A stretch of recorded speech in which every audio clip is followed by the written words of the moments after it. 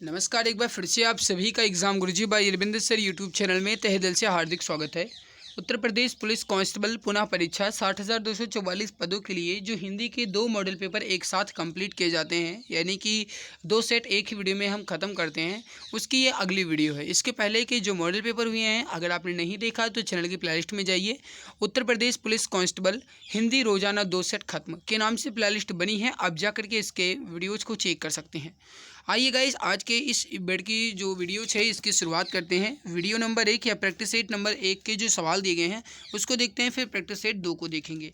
और इसके अलावा आपको बता दें, ये जो प्रैक्टिस सेट्स के PDF हैं ये आपको चैनल की प्लेलिस्ट में, डिस्क्रिप्शन में, और इसके अलावा आपको गाइस टेलीग्राम पे भी सर्च करने से मिल जाएगा। चैनल को आप ज्वाइन कर लेना, टेलीग्राम चैनल को, वहाँ पे आपको इसकी PDF मिल जाएगी। तो चलिए बिना देरी के हम शुरुआत करते हैं आज के इस मॉडल पेपर को। पहला सवाल देखते हैं, हिंदी का पहला सवाल। किस समूह में सभी स्वर दीर्घ हैं? दीर्घ सबके सब होना चाहिए।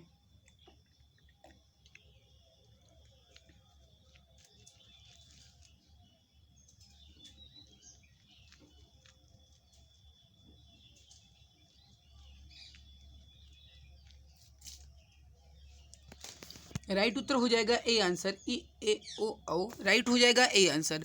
देखिए, मैं एक बात आपको और बता दूं कि मैं जो ये प्रैक्टिस 8 है या फिर जो ये मैं सेट डिज़ाइन कर रहा हूँ, इसमें ख़ास बात ये रख रहा हूँ कि मैं हर एक चैप्टर के सवाल रख रहा हूँ। मतलब पहले आपके वर्णमाला दिए गए हैं तो वर्णमाला पहले मैं कंप्लीट करता हूँ। वर्णमाला के बाद जो दिया गया है आपका विराम चिन्ह मैं कंप्लीट करता हूँ। इसके अलावा कहा जाए फिर आपका संज्ञा दिया गया है, फिर आपका विशेषण दिए गए हैं, क्रिया दिया गया है, और इसके अलावा आपका जो वचन है, लिंग है, शब्द रूप है। ये जिस तरीके से आपके सिलेबस में दिए गए हैं उसी के अनुसार मैंने इसे डिज़ाइन किया है। तो एक ख़ास बात है इस सेट की।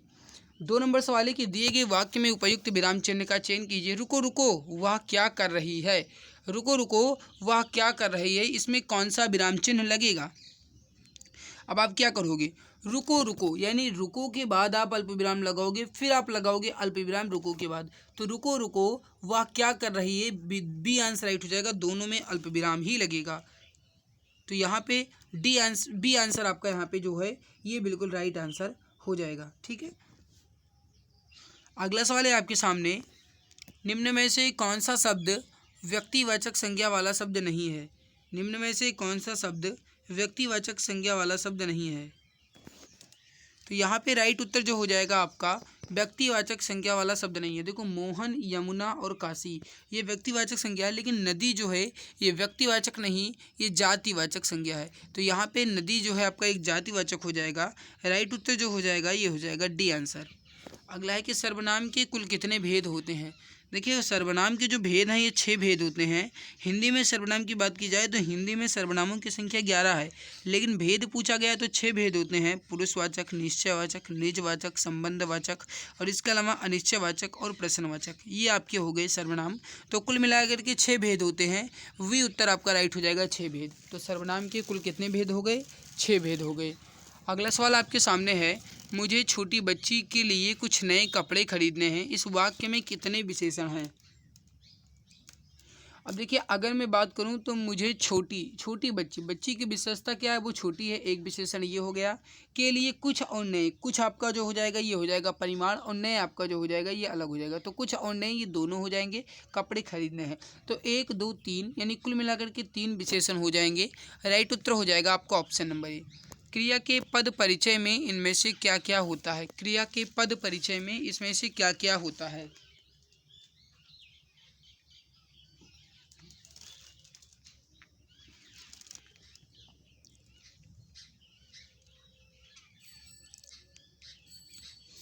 देखिए, क्रिया के पद परिचय में क्रिया का प्रकार, वाच्य, पुरुष, लिंग, वचन, काल, वह संबंध, जिसके वह शब्द या फिर वह शब्द जो जिसका क्रिया से संबंध हो, ये सब होते हैं। तो राइट होगा डी आंसर यहाँ पे उपरोक्त सभी। रमेश अच्छा गाता है, इस वाक्य में अच्छा क्या है? रमेश अच्छा गाता है, उसके गाने की विशेषता बता रहा है अच्छा होना, यानी अच्छा जो है एक विशेषण है। लेकिन अगर मैं बात करूँ ये विशेषण है, लेकिन गाना जो है आपका ये क्रिया हो जाएगा, तो क्रिया विशेषण बनेगा भाई। ए उत्तर राइट होगा, क्रिया विशेषण। ठीक है, तो यहाँ पे रमेश अच्छा गाता है, इसमें अच्छा क्या है? क्रिया विशेषण है। राइट उत्तर हो जाएगा आपका ऑप्शन नंबर ए। शब्द के लिंग परिवर्तन की दृष्टि से कौन सा शब्द युग्म असंगत है?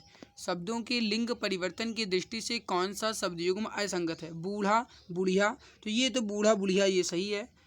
कटोरा, कटोरी और हथौड़ा, हथौड़ी, ठीक है।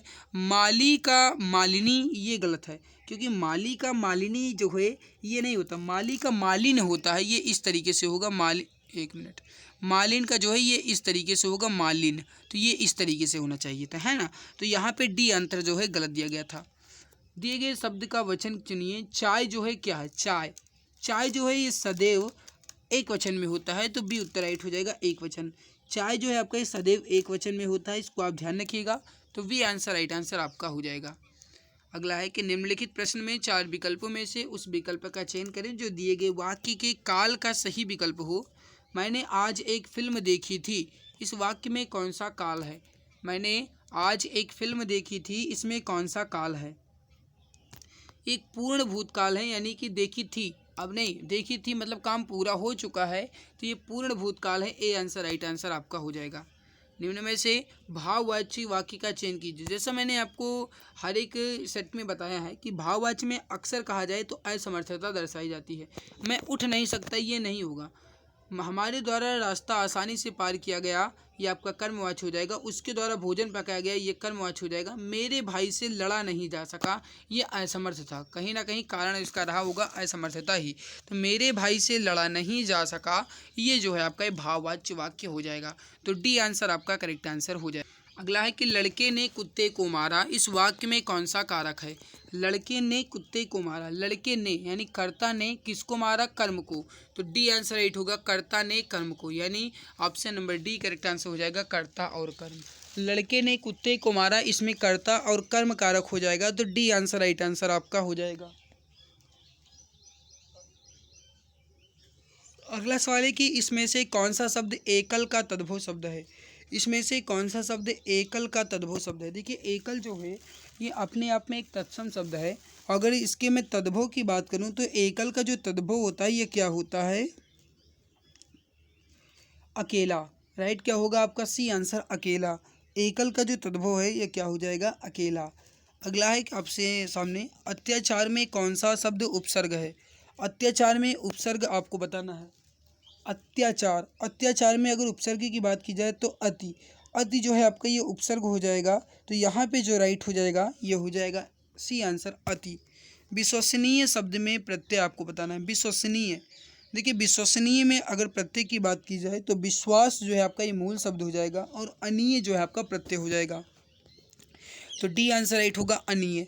विश्वसनीय में अनीय प्रत्यय लगा हुआ है, डी आंसर राइट आंसर आपका हो जाएगा। अगला है कि निम्नलिखित विलोमार्थी शब्द युग्मों में असंगत कौन सा है? असंगत यानी विलोम तो दिया गया है और उसका असंगत आपको बताना है। असंगत मतलब गलत कौन दिया गया है?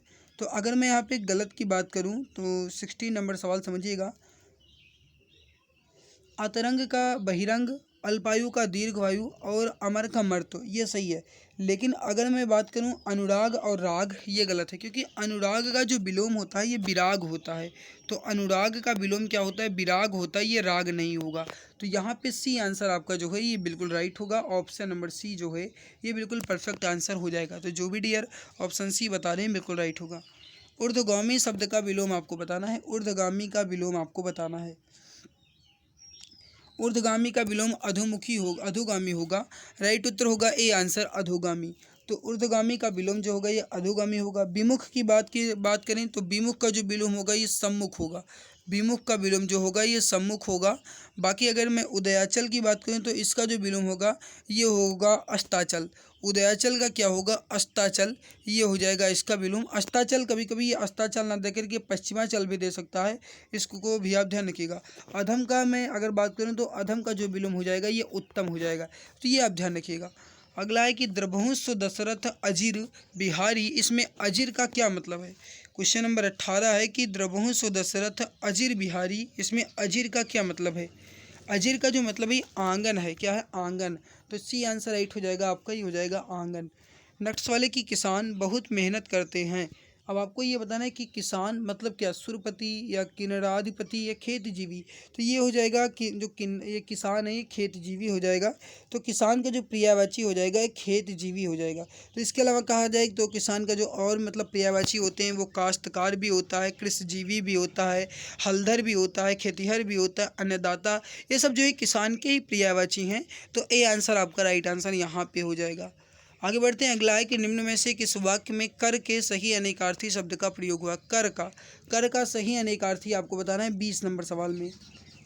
कर का मतलब क्या होता है? कर का मतलब हाथी की सूंड भी होता है, कर का मतलब टैक्स भी होता है, और कर का मतलब आपका हाथ भी होता है। तो अगर मैं यहाँ पे अनेकार्थी की दृष्टि से देखूँ तो विकास अत्यंत उत्साही नहीं होगा, नयन ने कार्य पूरा नहीं किया, इसमें भी नहीं है, राजीव ने अपने हाथ खड़े कर दिए। तो कर का अनेकार्थी जो है इसमें हाथ में दिया गया है। तो सी आंसर राइट हो जाएगा आपका यहाँ पे ऑप्शन नंबर सी। निम्न में से कौन सा अर्थभेद सही नहीं है? ये शब्द युग में दिए गए हैं, अर्थभेद दिए गए हैं, कौन सा गलत है ये आपको बताना है। अगर 21 नंबर सवाल को देखो तो पहला ही गलत है। क्यों? क्योंकि अगर मैं यहाँ पे बात करूँ तो अभिराम का मतलब जो होता है ये स्थिर नहीं होता। अभिराम का जो मतलब होता है ये सुंदर होता है। अभिराम का मतलब क्या होता है मेरे भाई? अभिराम का मतलब जो है सुंदर होता है। बल्कि अगर अभिराम की बात की जाए तो अभिराम का मतलब लगातार, ये सही है। आदि का मतलब आरंभ और आदि का मतलब अस्त होता है, अभ्यस्त होता है, ये सही है।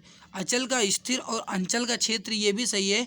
और अयस का बदनामी और अयस का लोहा, ये जो स लिखा है ये वाला, इसका मतलब लोहा, ये सही है। लेकिन जो अभिराम का मतलब होता है ये सुंदर होता है, स्थिर नहीं होता। तो मतलब ए ऑप्शन में गलती दी गई थी। तो ए आंसर ही आपका राइट आंसर यहाँ पे हो जाएगा।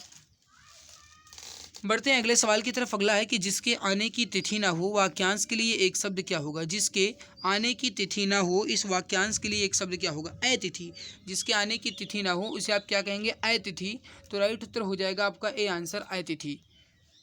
नेक्स्ट वाले कि जहाँ जाया ना जा सके, इस वाक्यांश के लिए एक शब्द क्या होगा? जहाँ जाया ना जा सके, इस वाक्यांश के लिए एक शब्द क्या होगा? जहाँ जाया ना जा सके मतलब अगम्य है। तो यहाँ पे अगर कहा जाए तो जो है ये बी आंसर राइट हो जाएगा, अगम्य। अगला है कि निम्न में से कौन सा कथन गलत है? आपको ये बताना है कि इसमें से गलत कौन सा है। आप थोड़ा सा ध्यान दीजिएगा, इजली तरीके से बता सकते हो। अगर गलत की मैं बात करूँ, पहला देखो, दो वर्णों के मेल से होने वाले विकार को संधि कहते हैं। मेरे भाई दो वर्णों के मेल से होने वाले विकार का मतलब होता है परिवर्तन। तो दो वर्णों के मेल से विकार या परिवर्तन को हम संधि कहते हैं, ये बिल्कुल सही है। दो स्वरों के मेल से उत्पन्न विकार को स्वर संधि कहते हैं। व्यंजन से स्वर अथवा व्यंजन के मेल से उत्पन्न विकार को व्यंजन संधि कहते हैं, ये सही है। विसर्ग के साथ विसर्ग के मेल से उत्पन्न विकार को विसर्ग संधि कहते हैं, गलत। क्योंकि विसर्ग के साथ विसर्ग नहीं, विसर्ग के साथ स्वर या व्यंजन के मेल से जो विकार उत्पन्न हो उसे हम विसर्ग संधि कहेंगे। तो स्वर के साथ विसर्ग के साथ स्वर या व्यंजन के मेल से, तो यहाँ विसर्ग के साथ विसर्ग नहीं होगा, स्वर या व्यंजन होगा। डी आंसर आपका राइट आंसर होगा। तो जो भी हमारे प्यारे भाई बहन ऑप्शन डी बता रहे हैं ये बिल्कुल सही बता रहे हैं। अगला सवाल 25 नंबर है। निम्नलिखित पदों में से किस में अव्ययी भाव समास नहीं है? आपको बताना है इसमें किस में अव्ययी भाव समास नहीं है। 25 नंबर सवाल देखो, अगर देखा जाए प्रतिदिन और यथाशक्ति और प्रति एक, यानी प्रत्येक, यथाशक्ति और प्रतिदिन, इसमें अव्ययी भाव है। राजपुत्र में अव्ययी भाव समास नहीं है। राजपुत्र में तत्पुरुष समास है, वो भी संबंध तत्पुरुष। क्योंकि अगर आप इसका विग्रह करोगे तो ये राजा का पुत्र निकलेगा। तो समास विग्रह करने पे राजपुत्र में राजा का पुत्र निकलेगा। तो राजपुत्र जो है राजा का पुत्र होगा, यानी संबंध तत्पुरुष होगा, तो ना कि अव्ययी भाव। तो ए आंसर राइट आंसर आपका यहाँ पे हो जाएगा। निम्नलिखित में से शुद्ध वाक्य आपको बताना है। 26 नंबर सवाल, शुद्ध वाक्य। हम लग ये होगा नहीं। हम लोग उत्तर लिखत हैं। हम लोग उत्तर लिखते हैं। सी आंसर में बिल्कुल सही है, हम लोग उत्तर लिखते हैं। तो ऑप्शन नंबर सी आपका जो है ये बिल्कुल करेक्ट आंसर हो जाएगा। नेक्स्ट सवाल आपके सामने है। 27 नंबर सवाल है कि जो व्यक्ति, वस्तु या परिस्थितियाँ अस्थायी भावों को उद्दीपन या जागृत करती हैं उन्हें कौन सी संज्ञा दी जाती है? सवाल फिर से समझिएगा। जो व्यक्ति, वस्तु या परिस्थितियाँ अस्थायी भावों को उद्दीपन या जागृत करती हैं उन्हें कौन सी संज्ञा दी जाती है? तो उन्हें हम विभाव कहते हैं। राइट उत्तर होगा उन्हें हम विभाव कहते हैं। तो यहाँ पे ए आंसर राइट आंसर आपका हो जाएगा। अगला, बंदो गुरुपद पदम परागा सुरुचि सुबास सरस अनुरागा अमीय मूरियम चूरन चारु समन सकल भव रुज परिवारु, इसमें कौन सा छंद है? फिर से सवाल समझिएगा। बंदव गुरुपद पदुम परागा, सुरुच सुबास सरस अनुरागा, अमीय मोरिमय चूरन चारु, समन सकल भव रुज परिवारु, इसमें कौन सा छंद है? अब देखिए, अगर आप इसका मात्रा निकालोगे तो इसमें 16 मात्राएं आएगी। निकाल कर आप देख लीजिए, 1 2, इसके अलावा कहा जाए 2, यानी 2 3 4 5 6 7 8 9 10 11 12 13 14 15 16, मतलब यहाँ पे 16 मात्राएं हर एक चरण में आ रही हैं। चारों चरण में 16 मात्राएं हों, वहाँ पे आपका चौपाई छंद हो जाता है। तो यहाँ पे राइट उत्तर जो हो जाएगा, ये हो जाएगा डी आंसर। देखिए, चरण के अंत में ना तो जगड़ और ना ही तगड़ आएगा, ना तो जगड़ आएगा और ना ही तगड़ आएगा, इसको भी आप ध्यान रखिएगा। राम रमापति कर धेनु लोहियूं, इसमें कौन सा अलंकार है? राम रमापत कर धनु लेहूं, इसमें कौन सा अलंकार है? अनुप्रास जो है ये आपका हो जाएगा सी आंसर राइट होगा। अनुप्रास शब्द जो है ये 2 शब्दों से मिलकर बना है, अनु और प्रास। अनु का मतलब होता है बार बार और प्रास का मतलब होता है वर्ण। तो मतलब कहा जाए बार बार अगर दो ही कोई वर्ण आ रहा है तो उसमें जो चमत्कार उत्पन्न होता है उसे आप अनुप्रास अलंकार कहते हैं। तो अनु का मतलब होता है बार बार, प्रास का मतलब वर्ण, तो ये आपका हो जाएगा अनुप्रास, सी आंसर राइट होगा। नेक्स्ट है, निम्नलिखित प्रश्न में 4 विकल्पों में से उस सही विकल्प का चयन करें जो रिक्त स्थान के लिए सही विकल्प शब्द है। जहाँ भाषाओं का डैश होता है वहाँ वास्तव में विभिन्न जनपदों के हृदय ही मिलते हैं। तो जहाँ पे भाषाओं का मिलन होता है, बी आंसर राइट होगा। जहाँ पे भाषाओं का मिलन होता है वहाँ वास्तव में विभिन्न जनपदों के हृदय मिलते हैं। तो 30 नंबर सवाल का बी आंसर राइट आंसर यहाँ पे हो जाएगा। यह मूंग और मसूर की दाल इस लोकोक्ति का मतलब क्या है? यह मूंग और मसूर की दाल इस लोकोक्ति का मतलब क्या है? मतलब अपनी औकात से बढ़कर होना या करना, अपनी औकात से बढ़कर होना या करना, ये हो जाएगा डी आंसर। तो ऑप्शन नंबर डी जो है ये परफेक्ट आंसर आपका हो जाएगा। नेक्स्ट सवाल है कि बांझ क्या जाने प्रसव की पीड़ा, इसका मतलब क्या है? बांझ क्या जाने प्रसव की पीड़ा, इसका मतलब क्या है? कहने का मतलब है भाई कि जिसके ऊपर बीतती है वही जानता है। राइट उत्तर होगा डी आंसर, जिसके ऊपर बीतती है वही जानता है। तो बांध क्या जाने प्रसव की पीड़ा, मतलब जिसको दुख नहीं हुआ ना वो किसी दूसरे का दुख क्या समझेगा, मतलब यही हुआ ना। तो जिसके ऊपर बीतती है वही जानता है। तो इस जो दिया गया है मुहावरा बांझ क्या जाने प्रसव की पीड़ा, इसका राइट उत्तर जो होगा ये होगा जिसके पर बीतती है वही जानता है। नेक्स्ट है, पूर्व मध्यकाल को हिंदी साहित्य में इस नाम से भी जाना जाता था। जैसा आप जानते हैं कि मैंने आपको पूरा बताया है, ढंग से समझाया है। पूर्व मध्यकाल को हिंदी साहित्य में किस नाम से जाना जाता था? भक्ति काल के नाम से। तो पूर्व मध्यकाल को भक्ति काल के नाम से जानते थे। बल्कि अगर मैं बात करूं आदिकाल को, तो आदिकाल को हम वीर गाथा काल के नाम से जानते थे। तो पूर्व मध्यकाल में हिंदी साहित्य में इस नाम से जाना, मतलब जो आदिकाल है इसे हम वीर गाथा काल के नाम से भी जानते हैं। बाकी अगर मैं रीतकाल की बात करूं तो रीतकाल जो है इसको उत्तर मध्यकाल, गद्यकाल को कहा जाए तो आधुनिक काल कहा जाता था। नेक्स्ट सवाल आपके सामने, अगला सवाल देख, गद्यांश दिया गया है। गद्यांश को पढ़ने के बाद सवालों का उत्तर देना है। तो मैं एक बार अच्छे से गद्यांश को पढ़ देता हूँ। आज किसी भी व्यक्ति का सबसे अलग एक टापू की तरह जीना संभव नहीं रहेगा। भारत में विभिन्न पंथों और विविध मतांतरों के लोग साथ साथ रह रहे हैं। ऐसे में यह अधिक ज़रूरी हो गया है कि लोग एक दूसरे को जानें, उसकी ज़रूरतों को, उनकी इच्छाओं आकांक्षाओं को समझें, उन्हें तरजीह दें और उनकी धार्मिक विश्वासों, पद्धतियों, अनुष्ठानों को सम्मान दें। भारत जैसे देश में यह और भी अधिक ज़रूरी है क्योंकि ये देश किसी एक धर्म, मत या विचारधारा का नहीं है। स्वामी विवेकानंद इस बात को समझते थे और अपने आचार विचार में अपने समय में बहुत आगे थे। उनका दृढ़ मत था कि विभिन्न धर्मों संप्रदायों के बीच संवाद होना ही चाहिए। वह विभिन्न धर्मों संप्रदायों की अनुरूपता को जायज़ और स्वाभाविक मानते थे।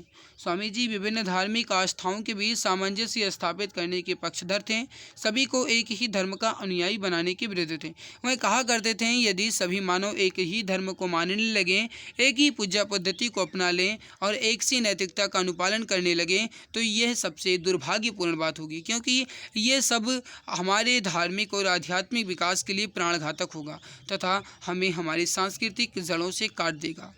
हमें सभी धर्म, संप्रदाय, पंथ, विचारों के लोगों को और उनकी विचारधाराओं और उपासना पद्धतियों को उचित सम्मान देना चाहिए। किसी भी व्यक्ति को, चाहे वह किसी भी जाति, धर्म और भाषा से संबंधित हो, प्रकृति ने समान बनाया है। सभी मनुष्यों में एक ही परमात्मा का वास है। जागतिक विकास की दृष्टि से कोई पिछड़ा हो सकता है, यदि कोई पिछड़ा हुआ है तो उसे अपने साथ ले लेने से मानवता खिल उठती है। एक गद्यांश दिया गया था, गद्यांश से रिलेटेड सवाल है, मानवता कब खिल उठती है। तो अभी जस्ट आपने पढ़ा मानवता कब खिलेगी, जब पिछड़ों को सहारा दिया जाएगा, तो ये आंसर राइट होगा। नेक्स्ट है आध्यात्मिक शब्द में क्रमशः उपसर्ग, मूल शब्द और प्रत्यय बताना है। आध्यात्मिक में अगर मैं उपसर्ग की बात करूँ तो अधि उपसर्ग हो जाएगा, आत्म मूल शब्द हो जाएगा, इक प्रत्यय हो जाएगा, तो ए आंसर राइट आंसर हो जाएगा। स्वामी विवेकानंद इस बात को समझते थे और अपने आचार विचार में अपने समय से बहुत आगे थे। इस वाक्य के प्रकार को बताना है, मतलब किस प्रकार का वाक्य है। बहुत इजी क्वेश्चन है, देखिए, और यहाँ पे लग गया, और जहाँ पे भी लग जाए वो आपका संयुक्त वाक्य हो जाता है, तो सी आंसर राइट हो जाएगा। स्वामी विवेकानंद इस बात को समझते थे और अपने आचार विचार में अपने समय से बहुत आगे थे। ये जो है ये कौन सा वाक्य है, संयुक्त वाक्य है। गद्यांश के अनुसार धर्म संप्रदायों के विषय में विवेकानंद का विचार क्या था, तो ये जो हो जाएगा 37 नंबर सवाल। विवेकानंद का विचार जो था, ये सभी धर्म समान हैं और धर्म संप्रदायों की अनेक रूपता जायज और स्वाभाविक है, ये इनका मतलब था, तो वी आंसर राइट आंसर हो। तो ये जो सेट नंबर 1 में आपके दिए गए थे 37 सवाल, ये कंप्लीट हुए। अब हम चलते हैं सेट नंबर 2 की तरफ, क्योंकि आप जानते हो कि डेली 2 सेट कंप्लीट करवाए जा रहे हैं, तो ये सेट 1 कंप्लीट हो चुका है। अब हम बढ़ते हैं सेट नंबर 2 की तरफ, लेकिन उससे पहले आपको बता दें कि अगर आप UP police constable ready exam की बेहतरीन तैयारी कर रहे हैं और अगर आपका भी सपना है इस बार सिलेक्शन लेना या फिर इन 48 लाख की भीड़ से निकल करके इस 60,244 की लिस्ट में आना, तो मेरे प्यारे भाई आपके लिए एक अच्छी खबर है। यूपी पुलिस कांस्टेबल री एग्ज़ाम को ध्यान में रखते हुए एक रामबाण ई बुक लाई गई है जो कि स्पेशल यूपी री एग्ज़ाम के लिए है, जिसमें आपको यूपी पुलिस का पूरा complete syllabus, GK, UP GK, Hindi, math, reasoning पूरा कंप्लीट मिलेगा। खास बात ये है कि इस पर अभी 60% का डिस्काउंट चल रहा है, तो ये ई बुक आपको मात्र 39 रुपये की अभी मिल रही है। दाम तो इसका 99 है, लेकिन ये अभी 39 की मिल रही है। तो मेरे प्यारे भाई अगर आपको लेना है तो इस नंबर पर आप व्हाट्सएप कीजिएगा 8948667652, इस पर आप व्हाट्सएप कीजिएगा, यहाँ से आपको ये ई बुक मिल जाएगी। बाकी मेरे प्यारे भाई अगर आप डेमो पेज देखना चाहते हैं तो इसी नंबर पर व्हाट्सएप करके यहाँ से डेमो पेज भी आप देख सकते हैं। और इसके अलावा अगर आप नए हैं तो आप डेमो पेज देखेंगे, अदरवाइज़ मैंने आपको हर एक वीडियो में बताया है कि आप देख सकते हैं। बाकी अब हम बढ़ते हैं अगले सेट की तरफ, सेट नंबर 2 बढ़ते हैं अगले प्रैक्टिस सेट की तरफ। अगला प्रैक्टिस सेट नंबर 2 के पहले सवाल को देखते हैं। जैसा मैंने आपको पहले भी बताया है कि मैंने जो सेट है इसे अच्छे तरीके से डिज़ाइन किया है आपके सिलेबस के अनुसार। तो पहला आपका वही वर्णमाला का सवाल है कि कौन सा एक दीर्घ स्वर है।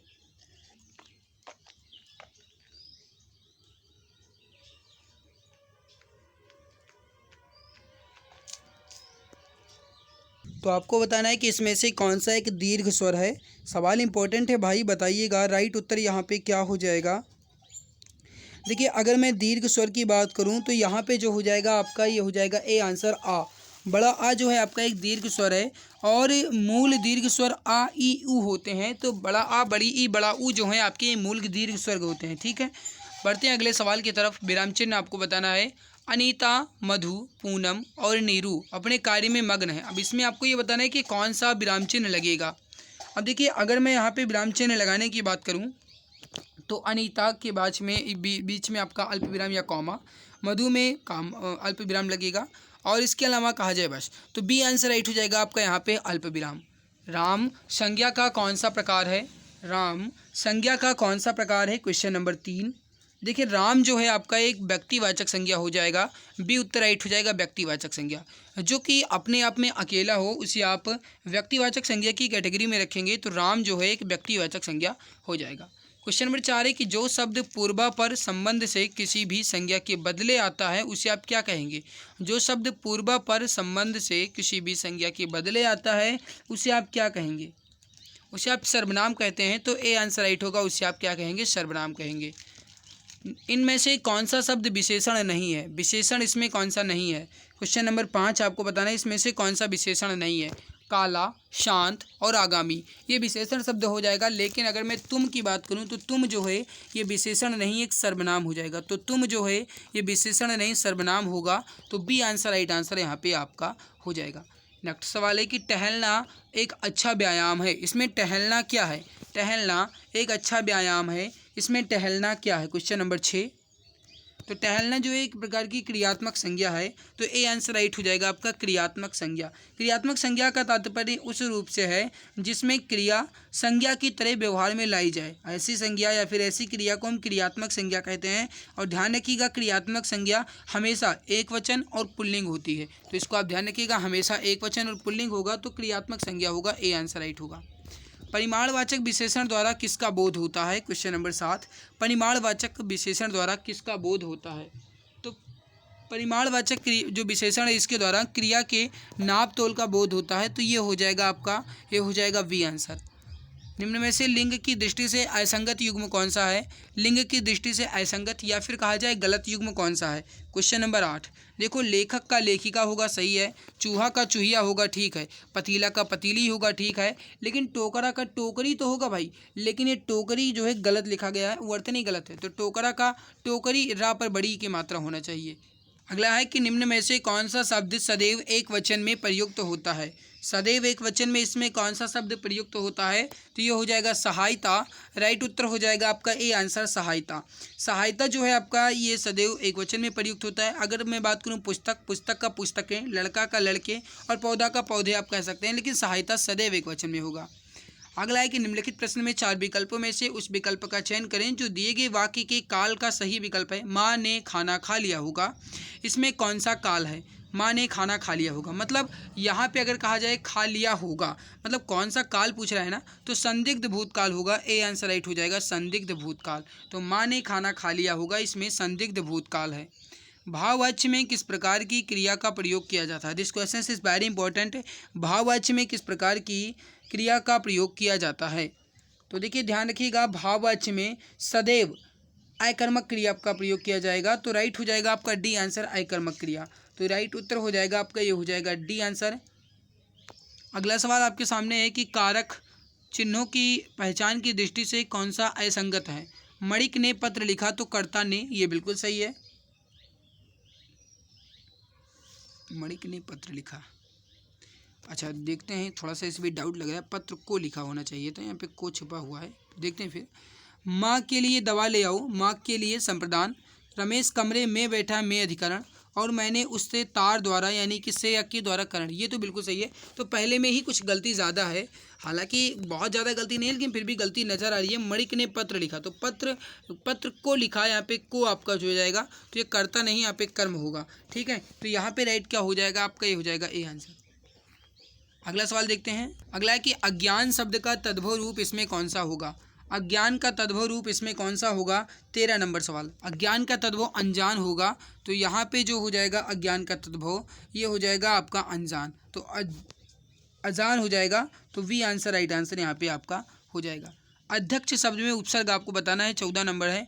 अध्यक्ष शब्द में उपसर्ग आपको बताना है, क्या हो जाएगा? अध्यक्ष में उपसर्ग, अध्यक्ष में अगर मैं उपसर्ग की बात करूँ तो अधि हो जाएगा, सी आंसर राइट हो जाएगा अधि उपसर्ग। अध्यक्ष में अधि उपसर्ग हो जाएगा। अगला है कि राखनहार शब्द में कौन से प्रत्यय का प्रयोग किया गया है? राखनहार शब्द में कौन से प्रत्यय का प्रयोग किया गया है? देखिए अगर मैं बात करूँ, प्रत्यय जो है 2 प्रकार के होते हैं, कृत और एक तद्धित। कृत प्रत्यय जो क्रिया से मिलकर बना होता है, तद्धित प्रत्यय जो है संज्ञा सर्वनाम से मिलकर बना होता है।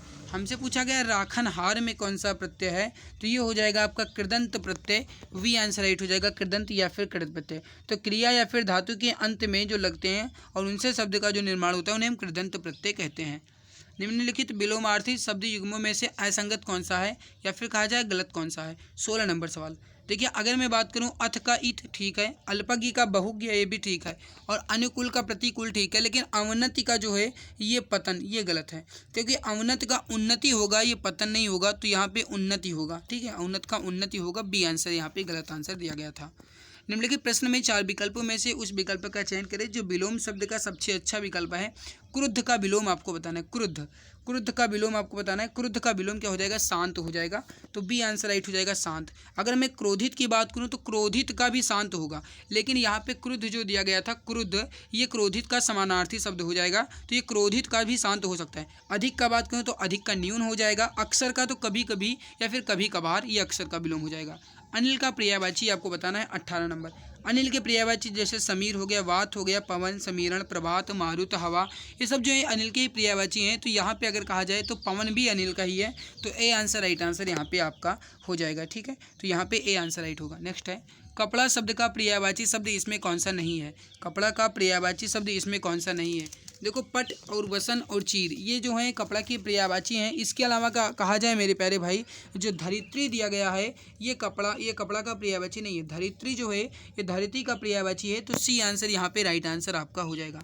फैला अपने रबी का जाल, उपरोक्त वाक्य में कर, फैला अपने रबी कर जाल, इसमें कर को का मतलब क्या आ गया, कहा गया है, बताओ। क्वेश्चन नंबर 20, इसमें कर का मतलब क्या है। अब जैसा आप जानते हैं कि कर का अनेकार्थी शब्द हाथ भी होता है, टैक्स भी होता है, किरण भी होता है, कुसुण भी होता है, लेकिन फैला अपने रबी कर जाल, तो यहाँ पे रबी जो है क्या है, रबी जो है आपका यहाँ पे ये क्या है, पहले आप इसको बताइए, फिर उसी हिसाब से आप आंसर बता सकते हैं। तो रबी यहाँ पे क्या हो जाएगा, सूर्य हो जाएगा, और सूर्य जो है क्या फैलाता है भाई, किरण को व्यक्त करेगा ना, तो वी आंसर राइट आंसर हो जाएगा। एक युग्म अशुद्ध दिया गया है और उस अशुद्ध युग्म को छांटना है और उत्तर का चयन करना है। अशुद्ध कौन सा दिया गया है, 21 नंबर सवाल। अब देखिए अगर मैं बात करूं तो अनुराग का विराग, ठीक है, अंत का आदि और अमावस्या का पूर्णिमा, ठीक है। अस्त का निरस्त नहीं, अस्त का क्या होगा, उदय होगा, तो ये अस्त का जो होगा ये उदय होगा विलोम, तो ये निरस्त नहीं होगा। तो यहाँ पे राइट उत्तर क्या हो जाएगा आपका, ऑप्शन नंबर सी। जिसका इलाज ना हो सके के लिए एक शब्द क्या होगा, जिसका इलाज ना हो सके इसके लिए एक शब्द क्या होगा, तो इसका हो जाएगा असाध्य। जिसका इलाज ना हो सके उसे हम असाध्य कहेंगे। बाकी अकरणीय, तो जो ना करने योग्य उसे हम अकरणीय कहेंगे, और जिसकी आयु कम हो उसे हम अल्पायु कहेंगे। अज्ञेय शब्द के लिए एक वाक्यांश होगा, अज्ञेय शब्द के लिए एक वाक्यांश होगा, मतलब अज्ञेय जो है किसके लिए एक शब्द है, अज्ञेय, यानी जिसे जाना ना जा सके उसे हम कहेंगे अज्ञेय। जिसे देखा ना जा सके उसे हम अदृश्य कहेंगे, तो ये होगा नहीं। जिसे रोका ना जा सके उसे आप क्या कहेंगे, और जिसे सुना ना जा सके, तो देखिए जिसे सुना ना जा सके उसे हम अश्रव्य कहेंगे, ठीक है। तो यहाँ पे और जिसे जाना ना जा सके उसे हम अजय कहेंगे, लेकिन जो यहाँ पे जिसे जाना ना जा सके उसे हम अज्ञेय कहेंगे, तो बी आंसर राइट होगा। नेक्स्ट, स्वर संधि कितने प्रकार की होती है, स्वर संधि कितने प्रकार की होती है, तो यहाँ पे स्वर संधि जो है कितने प्रकार की होती है, कुल मिलाकर के 5 भेद होते हैं स्वर संधि के। कौन कौन से, तो दीर्घ, गुण, वृद्ध, यण और अयादि। तो स्वर संधि के कितने भेद हैं, दीर्घ संधि, गुण स्वर संधि, वृद्धि स्वर संधि, यण स्वर संधि और अयादि स्वर संधि। संधि के कितने भेद होते हैं, तो 3 भेद होते हैं, स्वर, व्यंजन और विसर्ग, ये 3 होते हैं। लेकिन स्वर के भी संधि के कितने भेद हैं, तो 5 भेद होते हैं। आपके सामने है अगला सवाल है कि दिए गए शब्द में समास ज्ञात कीजिए। यथासंभव में आपको समास बताना है, 25 नंबर सवाल। यथासंभव में आपको समास बताना है। यथासंभव में अगर समास की बात करें तो पहला पद प्रधान होता है, बाकी अगर कहा जाए सामसिक या समस्त पद अव्यय होते हैं, तो ये आपका अव्ययी भाव समास हो जाएगा। डी आंसर हो जाएगा, अव्ययी भाव समास, डी आंसर राइट होगा। वर्तनी की दृष्टि से शुद्ध वाक्य का चयन कीजिए। इसमें वर्तनी की दृष्टि से सही कौन सा दिया गया है, 26 नंबर सवाल में आपको बताना है। वर्तनी की दृष्टि से सही, विनय चुसत, चुसत होता नहीं भाई, चुस्त होता है। यदि वह घर पर मिलेगा तो मैं अवश्य जाऊंगा, ये गलत है। ज्यों ही मैं वहां पहुंचा त्यों ही घंटा बजा, ये सही है। वहां मरणासन था, मरणासन ये गलत है। तो यहाँ पे राइट होगा आपका ऑप्शन नंबर सी, बिल्कुल करेक्ट आंसर हो जाएगा। नेक्स्ट है कि रावण ने राम में क्रोध नामक भाव जगाया। इसमें आलम्बन कौन है, रावण ने राम में। अब देखिए अगर मैं रावण ने राम में, तो इसमें आलम्बन कौन है भाई, काम कौन कर रहा है, रावण कर रहा है ना। तो यहाँ पे राइट क्या हो जाएगा आपका ऑप्शन नंबर ए, रावण ने राम में क्रोध नामक भाव जगाया। इसमें रावण जो है आपका यह आलम्बन हो जाएगा। अगला है कि राम कथा सुंदर करतारी संशय विहग उड़ावन हारी। इसमें कौन सा छंद है, राम कथा सुंदर करतारी संशय विहग उड़ावन हारी, इसमें कौन सा छंद है। तो अगर आप इसके मतलब मात्रा लगाओगे तो इसमें क्या होगा, देख लीजिए 2 3 4 5 6 7 8 9 10 11 12 13 14 15 16, मतलब 16 मात्राएं हो जाएंगी, तो चौपाई आपका हो जाएगा, सी आंसर राइट आंसर हो जाएगा। चारुचंद्र की चंचल किरणें खेल रही हैं जल थल में, इस पंक्ति में कौन सा अलंकार है। ये बहुत पॉपुलर है, बताइएगा। चारुचंद्र की चंचल किरणें खेल रही थी जल थल में, 6 वर्ण की आवृत्ति लगातार हो रही है, तो अनुप्रास अलंकार हो जाएगा। डी आंसर राइट आंसर हो जाएगा, अनुप्रास अलंकार। अगला है कि इसमें से अभिनव गुप्त का प्रमुख दार्शनिक मत क्या है।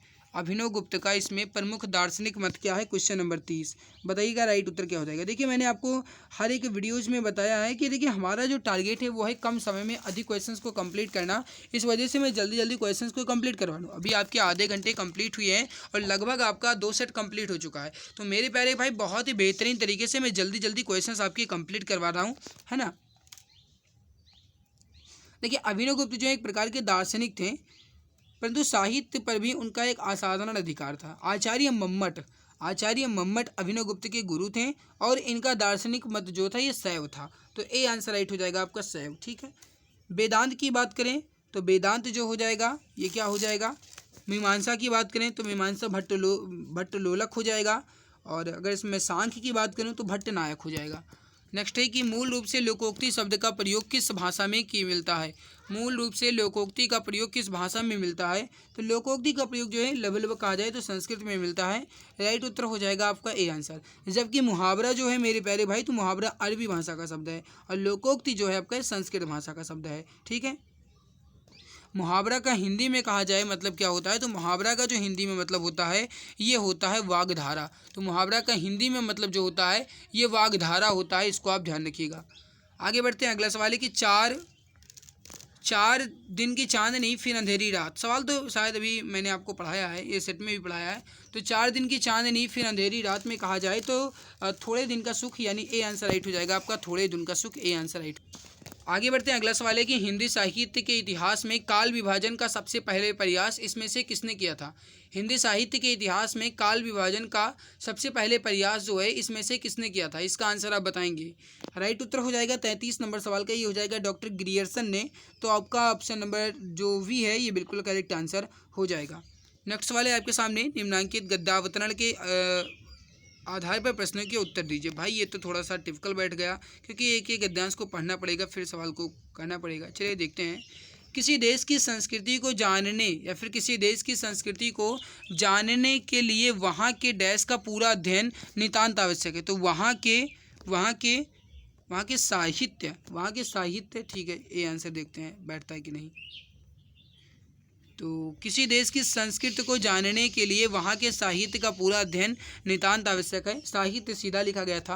किसी देश तथा जाति के विकास प्रतीक है। साहित्य में उस जाति के धार्मिक विचार, सामाजिक संगठन, ऐतिहासिक घटनाचक्र तथा राजनीतिक परिस्थितियों का प्रतिबिंब मिल जाता है। भारतीय संस्कृति के मूल आधार हमारे साहित्य के और फिर देखते हैं क्या बनेगा, अमूल्य, हमारे साहित्य के अमूल्य ग्रंथ रत्न हैं जिनके विचारों में भारत की आंतरिक का ज्ञान हो जाता है। तो जिनके विचारों में भारत के आंतरिक फिर देखते हैं आंतरिक एकता, यहाँ पे एकता होगा। तो जिनके विचारों में भारत की आंतरिक एकता का ज्ञान हो जाता है, हमारे देश की बाहरी विविधता, भारतीय संस्कृति होगा शायद, भारतीय फिर क्या होगा,